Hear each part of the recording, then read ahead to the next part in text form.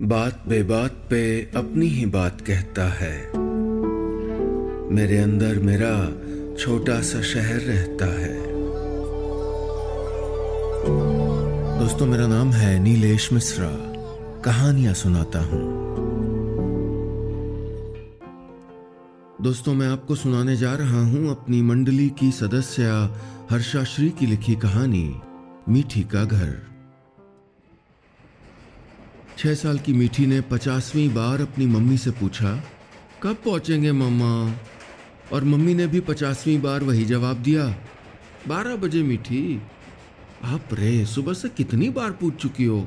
और वो चुपचाप बाहर देखने लगी। पापा कान में हेडफोन लगाकर लेटे हुए थे। मीठी ने मम्मी के फोन में देखा, अभी तो 9 ही बजे हैं। उफ, ये ट्रेन इतनी धीरे धीरे क्यों चल रही है? ऐसे तो शाम तक भी नहीं पहुंच पाएंगे। ट्रेन वाले अंकल जी, प्लीज ट्रेन जल्दी जल्दी चलाओ ना। उसने आंखें बंद करके प्रार्थना की। उसे गांव पहुंचकर सबसे मिलने की जल्दी जो थी। पिछली बार जब वो लोग ट्रेन से घूमने गए थे तो कितना मजा आया था, लेकिन पता नहीं क्यों इस बार मीठी को मम्मी पापा उतने खुश नहीं लग रहे थे। उसके साथ खेल भी नहीं रहे थे। और तो और मम्मी ने सामान भी ठीक से नहीं रखा।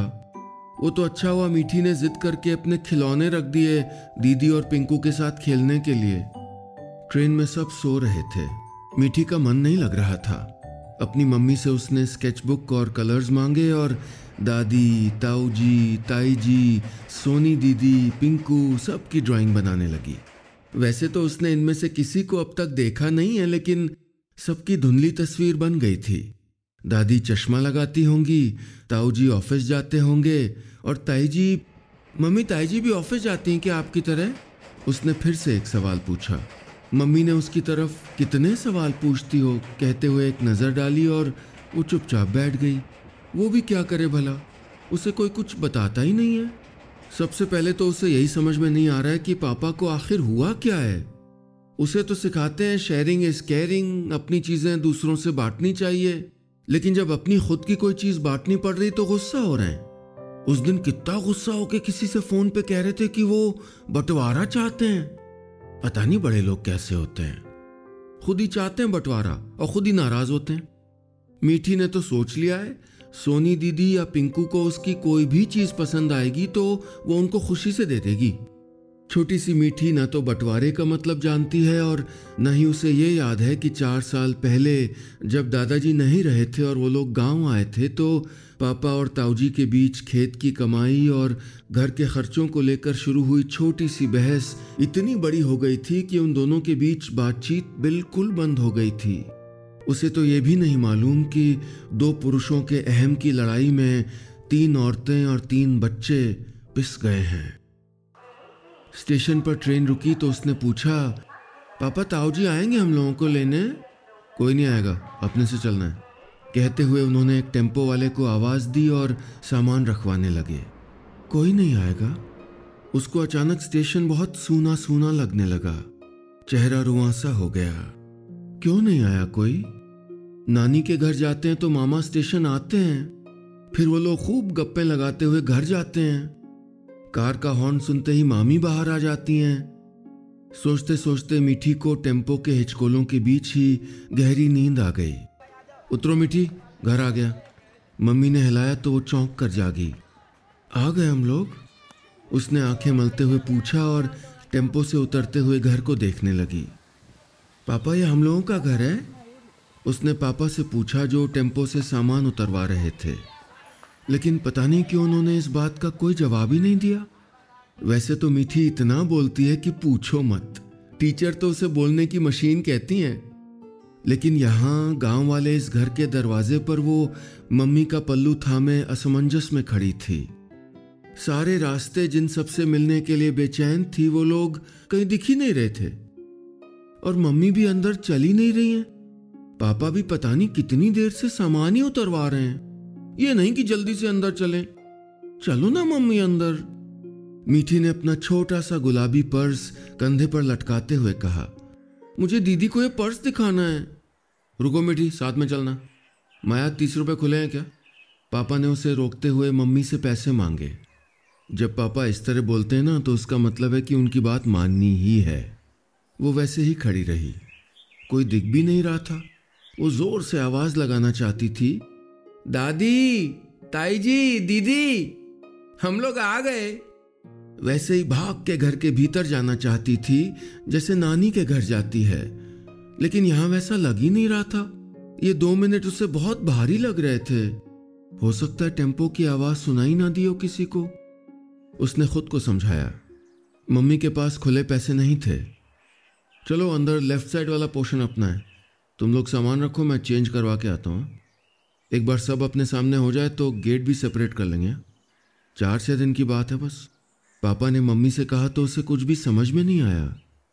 ये सेपरेट क्या होता होगा भला? गेट के भीतर घुसते ही मीठी तो हैरान रह गई। इतनी सारी जगह, यहां खेलने में तो बहुत मजा आएगा। पूरा दिन खेला जा सकता है और मम्मी बुलाएंगी भी नहीं जैसे सोसाइटी वाले घर में बुलाया करती हैं। अरे वाह, पेड़ भी है एक बड़ा सा, इसमें झूला भी पड़ सकता है। उसे अपना बॉम्बे वाला घर याद आया। वो तो छोटा सा है, बैल्कनी में एक झूला रखा तो है, लेकिन उसमें केवल बैठा जा सकता है, खूब आगे पीछे थोड़े झूल सकते हैं। अरे ये क्या है? इतने सारे टमाटर लगे हैं छोटे से पेड़ में, इतनी सारी नई नई चीजें। थोड़ी देर पहले का नन्हा सा दुख बड़े से दालान में खो गया था। मम्मी, ये हम लोगों का घर है? उसने मम्मी से फिर से वही सवाल पूछा जो कुछ देर पहले पापा से पूछा था, लेकिन मम्मी ने भी कोई जवाब नहीं दिया। अंदर आते ही ताई जी दिख गई। अरे हमारी मिट्ठू आ गई, हम सुबह से रास्ता देख रहे थे। उन्होंने मीठी को कस के गले से लगाया और गाल पर पुच्ची भी दी। इतनी बड़ी हो गई हमारी बिटिया। मीठी को ताई जी बहुत अच्छी लगी। उन्होंने उसे मिट्ठू कहा था, जैसे कभी कभी मम्मी भी कहती हैं। बेटा, ये ताई जी हैं, नमस्ते करो। और वो जो उधर अखबार पढ़ रहे हैं वो ताऊ जी हैं, जाओ उनको भी नमस्ते करो, मम्मी ने कहा और ताई जी के गले लगकर रोने लगी। सोचा नहीं था दीदी कि इस तरह मिलना होगा। नमस्ते ताई जी। पता है मम्मी घर पे भी खूब रो रही थी। ये लो, आप भी रोने लगी। अब मुझे दोनों को चुप कराना पड़ेगा। जरा से दुलार से वो सहज हो गई थी। अरे सोनी, पिंकू, देखो आ गई तुम्हारी बहन। ताई जी ने आवाज लगाई तो मीठी ने देखा पिंकू उनकी साड़ी के पीछे छुपकर झांक रहा था और दीदी उनसे थोड़ा पीछे खड़ी उसको देख रही थी। सच माया, सुबह से पूछ पूछ के परेशान कर दिया था, कब आएगी कब आएगी, और अब जब आ गई तो शर्मा रहे दोनों। ताई जी आंसू पोंछते हुए बोली तो मम्मी भी सोनी दीदी और पिंकू को चॉकलेट देते हुए मुस्कुरा पड़ी। इधर भी वही दीदी, कब पहुंचेंगे कब पहुंचेंगे, आएगा इनका, कहते हुए दादी एक कमरे से बाहर निकली। प्रणाम अम्मा। मम्मी ने दादी के पैर छुए और मीठी को भी इशारा किया। ए हो, ये तो मिठिया है हमार, कितना छोड़ के रही जब देखे रहे। जुग जुग जियो बिटिया, जुग जुग जियो। दादी ने उसके सर पर हाथ फेरा और अपना चश्मा उतार कर आंखें पोंछने लगी, लेकिन ताऊ जी ने तो उसको देखा भी नहीं। उसने उनके पास जाकर नमस्ते किया, लेकिन उन्होंने कोई जवाब नहीं दिया और अखबार पढ़ते रहे। उसे ताऊ जी अच्छे नहीं लगे। ऐसे कोई करता है क्या? तभी ताई जी ने आवाज दी, बेटा चलो हाथ मुंह धो के खाना खा लो, दाल चावल है गरम गरम। भूख तो सच्ची में लगी थी। वो जा ही रही थी कि पापा अंदर आए और आते ही गुस्सा होने लगे। इधर आओ मीठी, हम लोग इस तरफ रहेंगे, समझी? पापा ने समझी कुछ इस तरह से कहा कि उसे कुछ समझ में नहीं आया। वो 2 पल असमंजस में खड़ी रही, फिर मुंह लटकाकर अपनी तरफ आ गई मम्मी के साथ। उसकी आंखों में आंसू थे, पता नहीं डांट की वजह से या भाई बहन के साथ ना खेल पाने की वजह से, या इस वजह से कि दीदी और पिंकू ने जब चाचा जी नमस्ते कहा तो पापा ने भी उनकी तरफ देखा नहीं था, और पापा ने खुद भी किसी को विश नहीं किया था। क्या उसके पापा भी किसी को अच्छे नहीं लगे होंगे? पापा ने मम्मी को एक थैला पकड़ा दिया। ये पूरी छोले लाया हूं, गरम है, अभी निकालो खा लिया जाए। लेकिन मीठी को तो ताई जी वाला दाल चावल खाने का मन है। अभी बोलेगी तो पापा फिर से गुस्सा हो जाएंगे। तभी ताई जी एक थाली लेकर आई और पापा के सामने वाली कुर्सी पर रख दी। तुम दोनों भाइयों का जो भी मनमुटाव है उसको अपने पास रखो, कम से कम बच्चों को तो एक दूसरे का दुश्मन ना बनाओ। तुम्हारे भैया को बहुत समझा चुके हैं, अब तुमसे भी कह रहे हैं, परिवार परिवार होता है। लो गरम गरम दाल चावल और बैगन का भरता बनाया है, चुपचाप खा लो, और जब तक यहाँ हो ऐसे ही खाना है। उनकी आवाज़ भर्रा गई। माया, तुम दोनों का खाना भी भेज रहे हैं। लेकिन दीदी, मम्मी ने कुछ बोलना चाहा तो ताई जी ने उन्हें रोक दिया।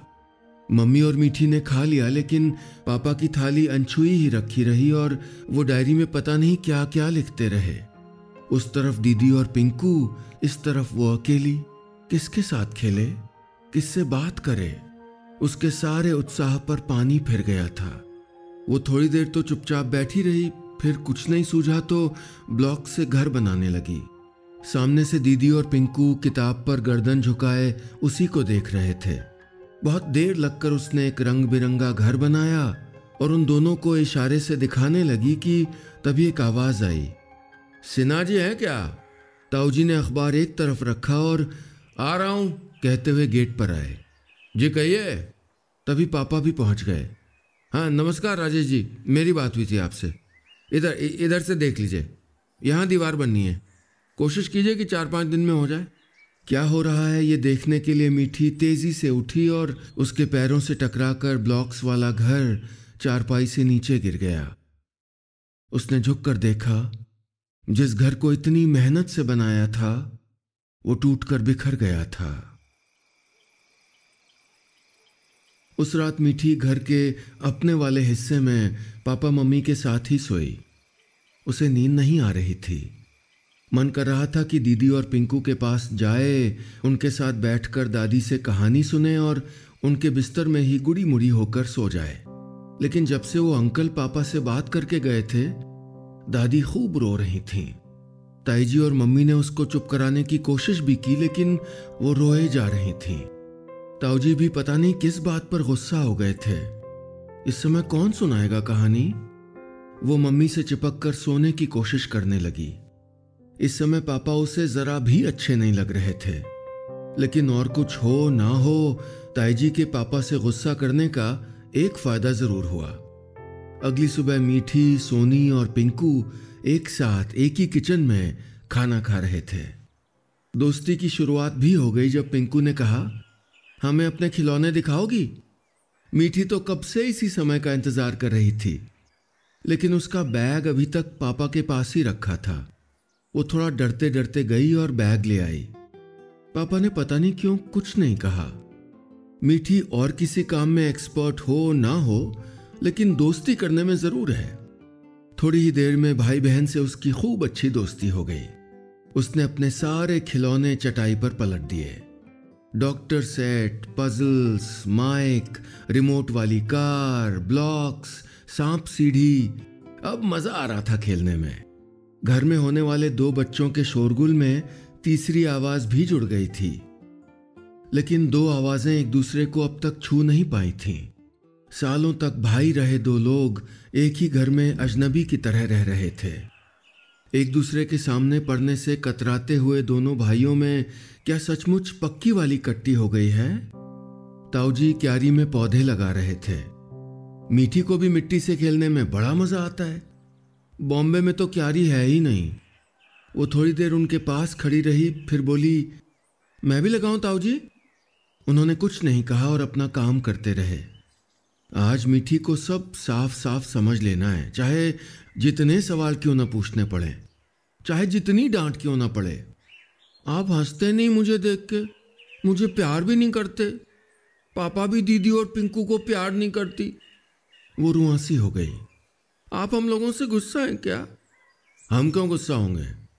जिसको बंटवारा चाहिए उससे पूछो। उन्होंने पहली बार उससे कोई बात की थी और एक पौधा उसकी तरफ बढ़ा दिया। ये लो, लगा दो यहाँ पे। पौधे लगाने के बाद ताऊ जी एक बोरी को उठाने की कोशिश करने लगे। बोरी शायद भारी थी, उनसे उठ नहीं रही थी। मम्मी वहीं आंगन में बर्तन धो रही थी। जल्दी से आई और मदद करने लगी, लेकिन ताऊ जी ने मना कर दिया। रहने दो, बहुत भारी है।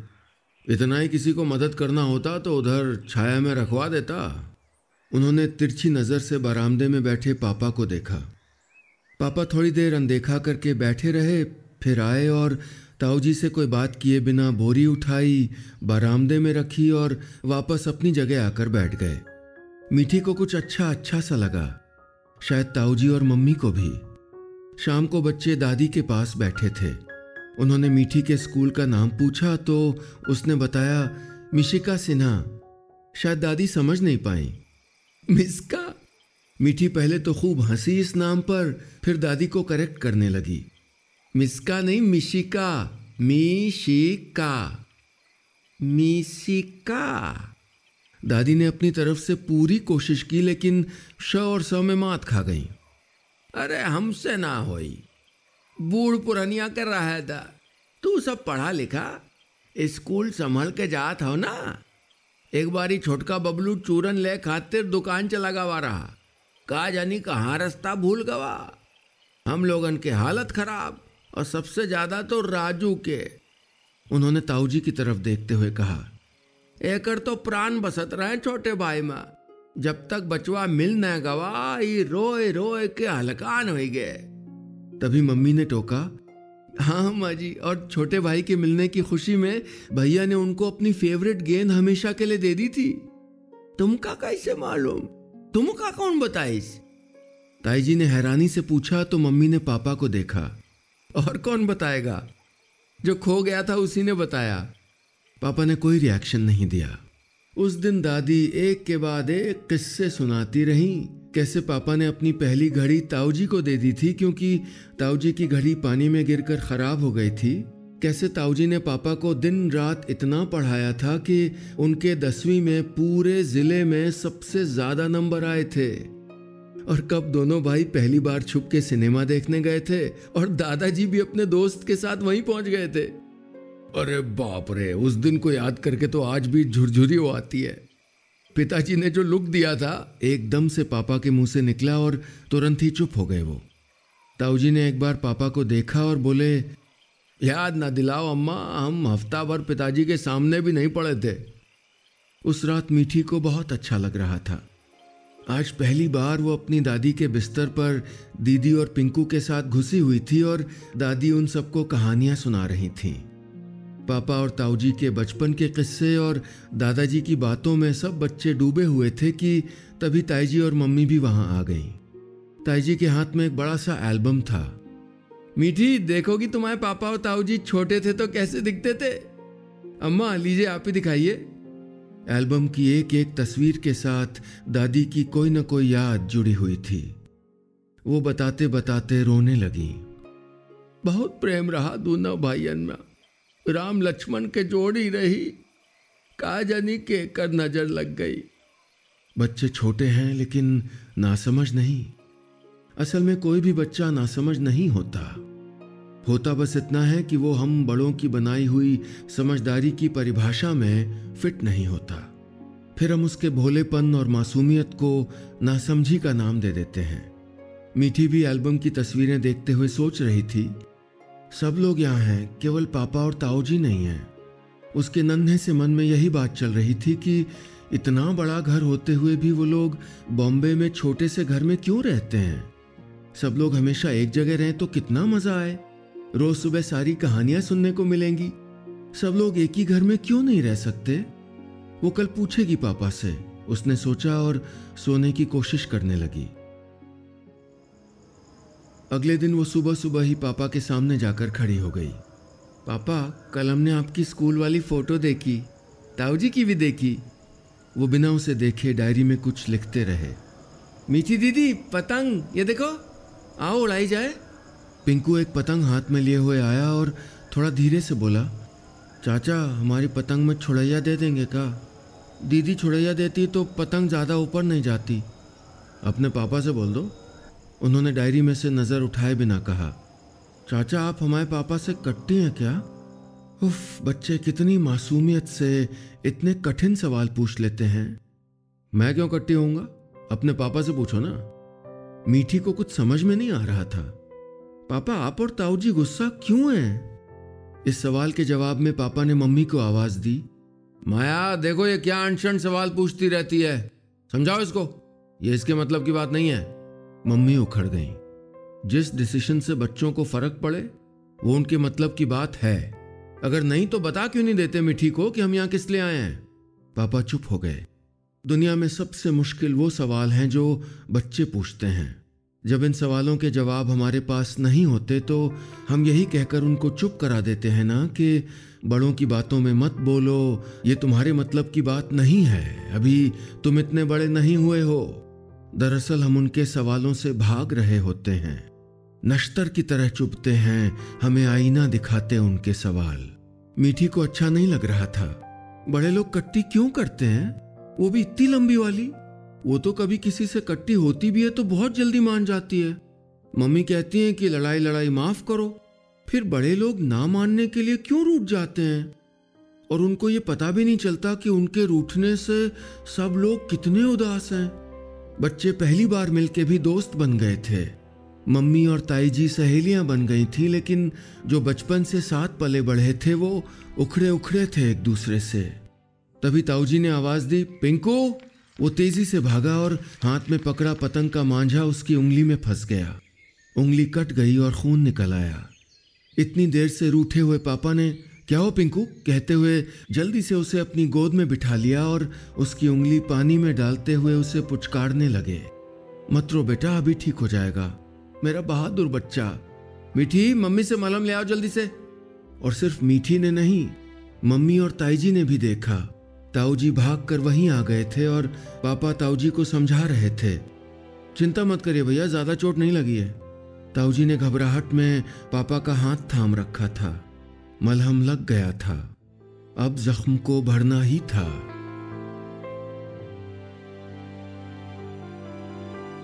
बस इतनी सी थी ये कहानी।